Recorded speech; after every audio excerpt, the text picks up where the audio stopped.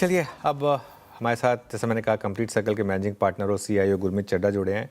गुरमीत जी good afternoon. Gurmeet जी आज जो steps आए चाहे वो एफआईआई टैक्सेशन पर आया G6 पर या फिर जो एनआरआई और पीआईओ इक्विटी इन्वेस्टमेंट्स के लिए आया उसकी वजह से जो डॉलर रुपए में आज शानदार रिकवरी आई है, पहले तो उसको समझाएं हमारे व्यूअर्स के लिए वो कितना इंपॉर्टेंट है और उस पर आपकी रिएक्शन क्या होगी। अनुज, आई थिंक बहुत ही सिग्निफिकेंट चेंजेस हुए हैं आज पॉलिसी में। आरबीआई और गवर्नमेंट के सिंक्रोनाइज एक्शन है। सिंपल टर्म्स में भारत 2025 में ग्लोबल बॉन्ड इंडेक्स में इंक्लूड हुआ था। उसमें दो रूट हैं, जनरल रूट है, फार है, फुली एक्सेसिबल रूट जिसे हम बोलते हैं। एक तो उसमें जो 20 बिलियन के आसपास हमें आया है 2025 से, उसमें से करीबन 12-13 फार रूट से है और $7-8 बिलियन जनरल रूट से है। अवेलेबल लिमिट के हिसाब से ये बहुत कम है, 6-7-8% ही आया है। तो एफआई से आउटफ्लो नहीं हुआ है डेट का इतना, बट इनफ्लो जो होना चाहिए था नहीं हुआ है। तो उसका एक की इरिटेंट था विद होल्डिंग टैक्स। वो पहले 5% होता था, हमने उसको 20% कर दिया था। उसको बिल्कुल ही जीरो कर दिया है और एलटीसीजी भी हटा दी। तो इससे आपका ग्लोबल बॉन्ड इंडेक्स में इंक्लूजन हो जाएगा और इस साल में, और इससे 15-20-25 बिलियन डॉलर के हमें डॉलर इनफ्लोज आएंगे। दूसरा, बैंक को अब आरबीआई ने हेज करना, आरबीआई हेज करेगा जो एफसीएनआरबी डिपॉजिट्स है। एफसीएनआरबी में क्या होता था, 3-3.5% का आपको फॉरवर्ड प्रीमियम लेके हेज करना पड़ता था। तो एफसीएनआर का रेट अनअट्रैक्टिव हो गया था। अब वो 3-3.5% में से कुछ पार्ट बैंक पास ऑन कर सकता है। अगर एफसीएनआर डिपॉजिट डॉलर में या यूरो में आप 5-6%, 6.5% में भी कुछ बैंक ऑफर कर सकते हैं। और बहुत फॉरेन बैंक्स की लिमिट्स होती हैं, तो वो लेवरेज यूज करके जैसे आप जापानीज लाइबोर में बोरो करते हैं 3-3.5% पे, 4% पे और 6% इन्वेस्ट करते हैं। अगर आप 3-4 टाइम्स लेवरेज दे देंगे तो ओवरऑल यील्ड बहुत अट्रैक्टिव हो जाती है। तो मुझे लगता है यहाँ से भी 20-25-30 बिलियन डॉलर आना चाहिए। तो इसलिए आज रुपी आप देख रहे हैं क्लोजर टू 95 है, 96 की तरह। तो बहुत अच्छा रिएक्शन है। और पीएसयू लेंडर्स को भी ईसीबी उसमें छूट दी गई है, वो बोरो कर सकते हैं डॉलर टर्म। तो बैंक्स के लिए, पीएसयू लेंडर्स के लिए कॉस्ट ऑफ फंड्स भी कम होगा, ट्रेजरी इनकम भी बढ़ेगी। तो ये बैंक्स और फाइनेंशियल्स के लिए बहुत पॉजिटिव है। देश को एफएक्स फ्लोज मिलेगा तो balance of payment problem solve होती है। तो ये बहुत सिग्निफिकेंट स्टेप है। इसलिए शायद बैंक निफ्टी थोड़ा ज्यादा पॉजिटिव है और ओवरऑल मार्केट अभी भी थोड़ा सा वीक है, क्योंकि एफआईआर फ्लोज इक्विटी से अभी भी जारी है।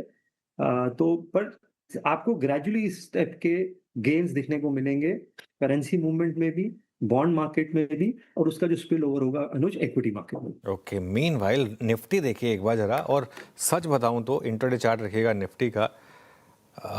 ये देखिए जिस तेजी से रिकवरी आई उसी तेजी से वापस गिरा मार्केट, और अगेन कई मूव्स समझ से परे हैं। आई थिंक ये उनमें से एक है।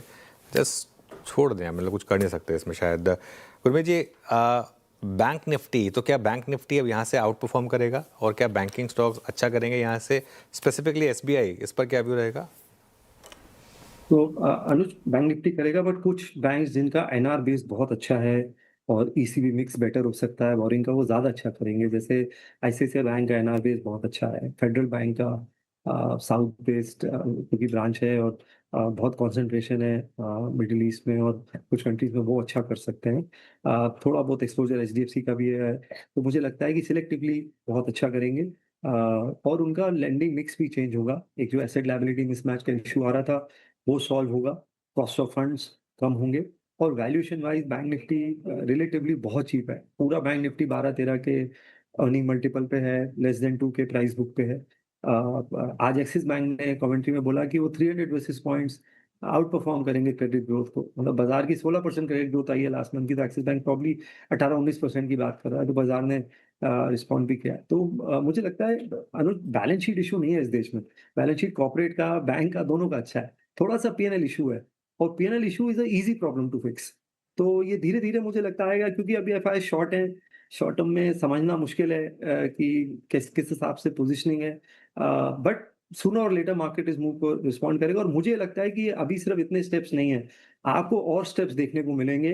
तो मैं रूल आउट नहीं करूंगा गवर्नमेंट और स्टेप्स लेगी। जो इक्विटी आउटफ्लो है, क्योंकि वो सबसे बड़ा प्रॉब्लम है, वो हम ऑलरेडी 25-30 बिलियन इस साल यू लूज कर चुके हैं। तो आई थिंक उसको भी एड्रेस करने के लिए कोई ना कोई स्टेप जरूर लिया जाए।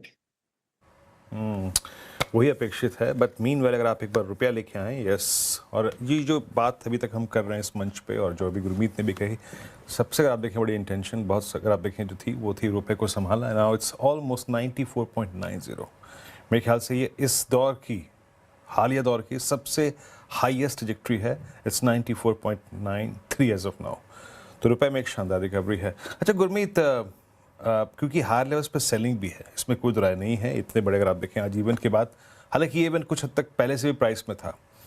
आप लोग पोजीशन कैसे हैं अपने पीएमएस में इस वक्त? आपने पिछले 20 दिन में पोस्ट अर्निंग्स क्या क्या ऐड किया? कहाँ कन्विक्शन आपका ज़्यादा बड़ा नंबर्स के बाद?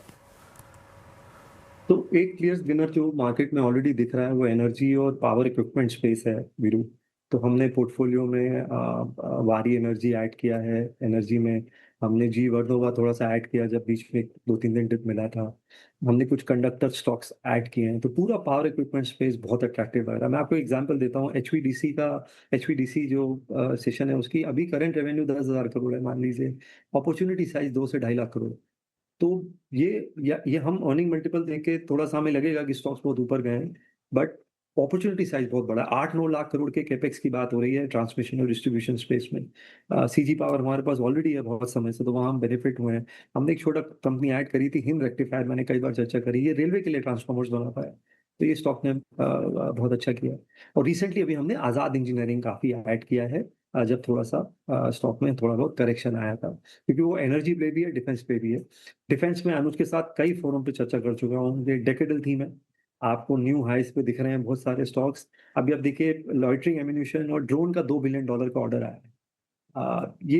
अभी मिसाइल यूनिट एक आर्मी में क्रिएट हो रहा है। हमें कम से कम 4 से 5 हजार बैलिस्टिक मिसाइल चाहिए। करंट इन्वेंट्री 500-600 की है। तो बहुत बड़ी अपॉर्चुनिटी है। और आप ब्रह्मोस देखिए 70% कंटेंट लोकलाइज हो गया। तो आप देखिए कितने एंसिलरीज बेनिफिट करेंगे। जैसे डेटा पैटर्न है वो फायर कंट्रोल सिस्टम बनाता है। तो मैं उसका एक एग्जांपल दे रहा हूँ, स्टॉक रिकमेंडेशन नहीं है। तो डिफेंस हमने ऐड किया है। और थोड़ा सा मैंने पहले चर्चा करी थी, इंपोर्ट सब्स्टिट्यूशन थीम हम देख रहे हैं। युआन अप्रिशिएट कर गया 20-22%। तो जब भी कोई कैपेसिटी ऐड हो रही थी केमिकल स्पेस में, एपीआईज में, कैपिटल इक्विपमेंट में, चाइना से प्राइस कटिंग हो रही थी और वो काफी हद तक कम हो गई है। तो एक minimum import price duty government ने लगाई है सेक्टर पे और युआन अप्रिशिएट कर गया। तो 20-25% का जो गैप था वो कवर हुआ है। तो सिलेक्टिवली हम कुछ केमिकल और एपीआई नेम्स भी पोर्टफोलियो में ऐड करेंगे। ओके गुरमीत जी, गुड आफ्टरनून। इनफैक्ट मैं आपसे डिफेंस पर ही पूछने वाली थी और स्पेशली ड्रोन्स सेक्टर को ही लेकर पूछने वाली थी। अभी थोड़ी देर पहले हमने सिमसी आवाज़ के अपने दर्शकों को एक रिसर्च बताई थी ड्रोन स्टॉक्स के ऊपर। इनफैक्ट ऑपरेशन सिंदूर के दौरान जब आपसे बातचीत हो रही थी तो आपने कहा था कि अब लड़ाई सिर्फ आर्मी वाली नहीं रह गई है, टेक्नोलॉजी वाली रह गई है और ड्रोन्स में काफ़ी कुछ करना पड़ेगा भारत को, वो तो समझ में आया। लेकिन अब एक और बड़ा स्पेस, कैपिटल मार्केट स्पेस, जिस कदर टूटा है आज गुरमीत जी उस खबर के बाद, प्रॉप डेटिंग और एमटीएफ के नियम के बाद, ये तो एक्सपेक्टेड थी चीज़ें, लेकिन अब क्या आपका व्यू चेंज हुआ है मार्केट के रिएक्शन को देखकर, या फिर अभी भी इंटैक्ट है, एक बड़ी थीम रहेगी कैपिटल मार्केट स्पेस? चलिए मैं ये बोलूंगा कि ड्रोन्स के साथ साथ स्पेस टेक्स भी देखिए, क्योंकि डिफेंस और स्पेस टेक का आपको कन्फ्लुएंस देखने को मिलेगा बहुत सारे पॉकेट्स में। तो स्पेस टेक्स भी देखिए डिफेंस के साथ, उसमें भी बहुत इंटरेस्टिंग प्लेज आ रहे हैं और ड्रोन अपॉर्चुनिटी अभी और बड़ी होगी। आप देखिए नागास्त्रा 1 हमने यूज किया ऑपरेशन सिंदूर में, उसकी बहुत साइप्रस और काफी कंट्रीज में काफी डिमांड है ब्रह्मोस के अलावा। और अभी इसमें नागास्त्रा 2 भी आ रहा है, आइडिया फोर्स है ही है ड्रोन स्पेस में और भी बनेगा। कैपिटल मार्केट में हमारा फोकस अभी वेल्थ मैनेजमेंट और एएमसीज में ज्यादा है, और जहाँ एन्युटी बेस्ड रेवेन्यू है। तो एएमसीज में हमने बिरला ऐड किया, एसेट मैनेजमेंट 900 के ऑर्डर लेवल्स पे। स्ट्रक्चरल टर्न अराउंड है, हरीश कृष्णन जी जब से आए हैं as a CIO. Equity mix change हो रहा है, उनका डेट ज्यादा था, अभी इक्विटी मिक्स इंप्रूव हो रहा है। एसआईएफ लॉन्च हो रहे हैं, कमोडिटी ईटीएफ्स में फ्लोज अच्छा है। तो एएमसी और वेल्थ मैनेजमेंट, ब्रोकिंग को और ट्रांजैक्शन बेस्ड बिजनेसेस को जैसे सीडीएसएल है, नियर टर्म में आउट परफॉर्म करेंगे, लॉन्ग टर्म में वापस ट्रांजैक्शन। आई थिंक एनएससी का आईपीओ जब आएगा वो एक बहुत बड़ा इवेंट होगा। जब भी आता है 5 लाख करोड़ के आसपास का मार्केट कैप है, 12-13 हजार करोड़ का आईपीओ आएगा। तो हम कैपिटल मार्केट्स प्ले में बिरला एएमसी हमने थोड़ा सा ग्रो ऐड किया है करेक्शन में, क्योंकि बड़ी स्ट्रक्चरल स्टोरी है। 45% न्यू एसआईपीज अब वहां पे रजिस्टर हो रही है, एसेट मैनेजमेंट में अच्छा कर रहे हैं, और जैसे जैसे वॉल्यूम ठीक होगा, ब्रोकिंग बिजनेस बढ़ेगा, मार्केट शेयर गेन करते जा रहे हैं न्यू अकाउंट्स ओपन में। तो ये हमारे कैपिटल मार्केट प्लेस है। ओके, मीनवाइल अदानी ग्रीन लेकर आइए एक बार जरा, 7% ऊपर हो गया है। अब अदानी एनर्जी ये भी 4% ऊपर, बड़े मूव्स आ रहे हैं इस समय अदानी ग्रुप स्टॉक्स में। गुरमीत जी, ये अदानी ग्रुप स्टॉक्स में आपकी प्रेफर्ड पिक्स क्या होंगी? तो अनुज, हमारे पास अदानी का कोई एक्सपोजर नहीं है, बट अब हम रिव्यू कर रहे हैं जब से ये सेटलमेंट हुआ है यूएस के साथ, क्योंकि एक बहुत बड़ा ओवरहैंग था, उससे इंस्टीट्यूशनल सेलिंग और नेगेटिव कवरेज होती है।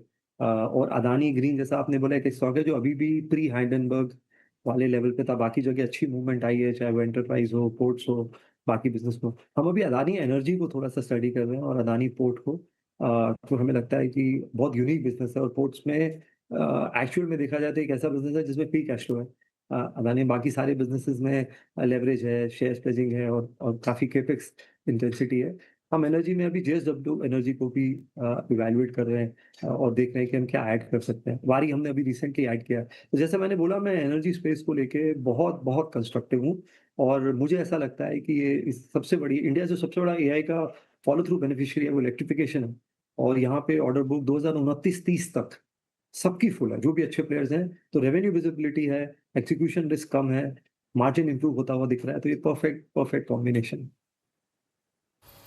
ओके, अगर आप देखें इस स्पेस में एक स्ट्रॉन्ग कन्विक्शन आपका यहाँ पे गुरमीत जी। अच्छा गुरमीत जी, ऑटो में मारुति ने जो एक फ्लैक्स फ्यूल वाली वैगनआर लॉन्च करी, प्रोडक्ट इनोवेशन हो रहे हैं, दैट्स गुड, है ना, ये अच्छी बात है। आप कैसे देख रहे हैं इसको? और पिछले अगर एक महीने के प्राइस सेक्शन को देखें, टाटा मोटर्स पैसेंजर व्हीकल, एक स्ट्रॉन्ग रिकवरी यहाँ पर, आपने ऑटो में क्या प्लेसमेंट रखी हुई है अपनी इस वक्त? तो हमने पीछे संधार ऐड किया था, मैंने आपसे चर्चा की थी, क्योंकि टीवीएस का सबसे बड़ा सप्लायर है, टीवीएस के नंबर्स बहुत अच्छे आ रहे थे, तो उसका फॉलो थ्रू रिफ्लेक्शन होना ही था। 60% रेवेन्यू टीवीएस से आता है संधार का। तो वो लॉक्स बनाते हैं, फैब्रिकेशन है, शीटिंग है, इंडस्ट्रियल कैबिन्स बनाते हैं। तो थोड़ा सा उनका जो two wheeler four wheeler mix है, अब 55-45 60-40 हो गया, पहले टू व्हीलर की तरफ ज्यादा था। तो स्टॉक ने बहुत अच्छा किया अर्निंग्स के बाद। अभी हम मदरसन वायरिंग को स्टडी कर रहे हैं। तो अगर आप देखिए, अगर आप एक पेट्रोल मॉडल लीजिए किसी कार का, लेट्स से एमजी हेक्टर है, 18 लाख रुपए का पेट्रोल वर्जन है, तो उसमें मान लीजिए 15,000 रुपए का वायरिंग हार्नेस यूज होता है। तो उसका ईवी वर्जन है, उसमें 35-40 हजार का होगा। तो वायरिंग हार्नेस ईवी में और हाइब्रिड में ज्यादा है नॉर्मल इंजन से।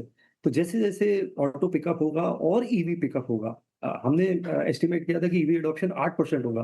पिछले महीने की अगर आप सेल्स देखें, ऑटो सेल्स की 10% हो चुका है ऑलरेडी। तो बहुत तेजी से अडॉप्शन बढ़ रहा है। तो जैसे जैसे ईवी अडॉप्शन बढ़ेगा और ऑटो में पिकअप आएगा, वायरिंग हार्नेस में डबल प्ले आएगा। तो ये एक बिजनेस हम थोड़ा इवैल्यूएट करें, हमने अभी as a disclaimer position add नहीं करी है, बट इसको स्टडी करें। चलिए गुरमीत, बहुत बहुत शुक्रिया और इस पूरी चर्चा के लिए, और अपनी पोर्टफोलियो की मतलब पीएमएस की प्लेसमेंट पे बात करने के लिए बहुत बहुत शुक्रिया आपका।